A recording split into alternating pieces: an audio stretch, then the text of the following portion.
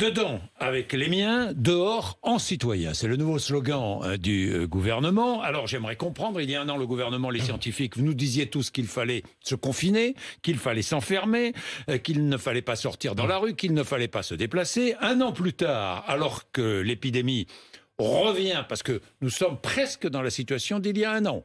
Presque. Vous nous dites quoi? Vous nous dites sortez, aérez-vous, ne restez pas confinés. J'aimerais comprendre.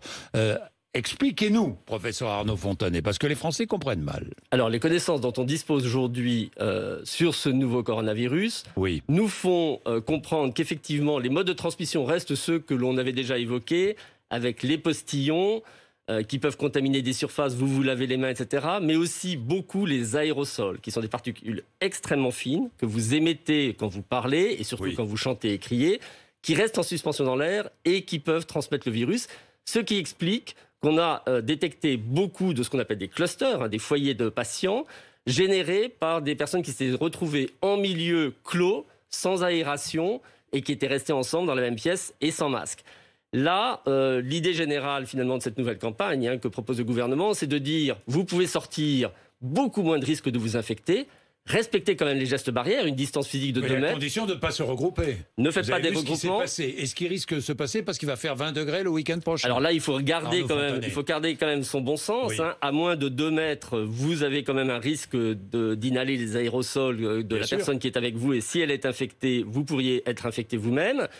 Dès lors, faites attention avec les regroupements, respectez la distance physique, portez votre masque, mais si vous deviez voir des personnes, parce qu'on a tous besoin de voir des personnes, faire une promenade un peu à distance avec ces personnes en profitant du beau temps, c'est une très bonne idée. Surtout, ce qui est le plus important dans tout ça, c'est ne ramenez pas des gens qui ne sont pas de votre foyer chez vous, parce que c'est chez vous, en milieu intérieur, surtout fenêtre fermée, que les transmissions auront lieu. 16 départements concernés par les mesures de restriction. D'autres vont être concernés. Arnaud Fontanet. Pas de doute, parce que je vois vous demander à ce que l'on applique les mêmes mesures dans d'autres départements. Alors, l'idée générale, vous savez que le Conseil scientifique vient d'émettre un avis qui est maintenant disponible en ligne sur le site du ministère de la Santé. Notre idée pour nous, c'est vraiment d'agir dans l'anticipation.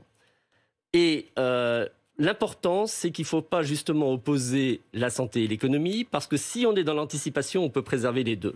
Quand je regarde la situation sur le territoire français aujourd'hui, il y a 3 régions dans un état critique, qui sont la région Provence-Alpes-Côte d'Azur, l'Île-de-France et Hauts-de-France. Là, des mesures fortes doivent être prises, elles ont été prises. Elles reposent beaucoup sur l'adhésion des personnes. Si les personnes suivent les recommandations, ça peut marcher.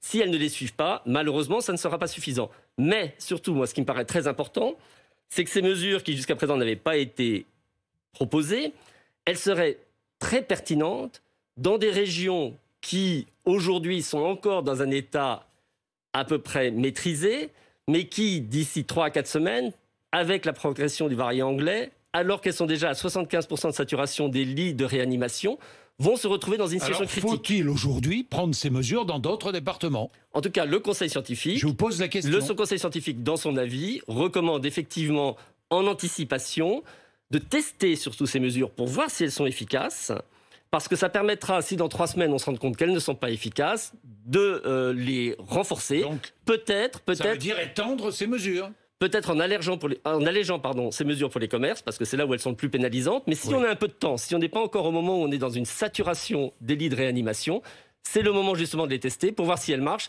si les gens comprennent bien. Les tester, ça veut dire étendre ces mesures à d'autres départements. En tout cas, c'est une recommandation du Conseil scientifique et le gouvernement qui prend en compte tous les autres facteurs économiques, sociétaux, etc., décidera.